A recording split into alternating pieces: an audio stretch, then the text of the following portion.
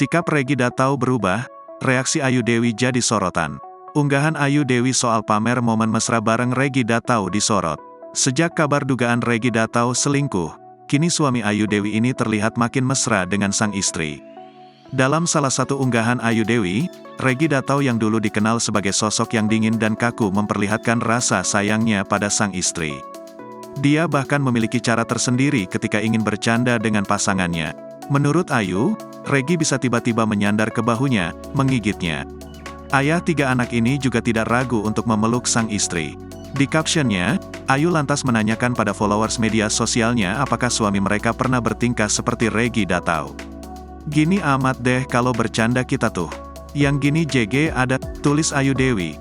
Unggahan tersebut pun menuai sorotan netizen. Banyak dari mereka yang mengaku gemas melihat pasangan tersebut. Pasalnya, Ayu Dewi dan Regi Datau terlihat seperti remaja yang sedang kasmaran.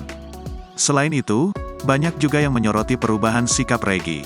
Ayu Dewi baru-baru ini memposting foto bersama suaminya. Ia memang memakai pakaian cukup seksi sampai memperlihatkan sedikit bagian perutnya.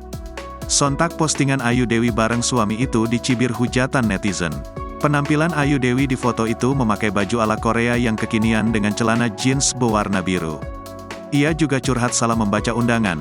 Akhirnya ia makan bersama Regi Datau.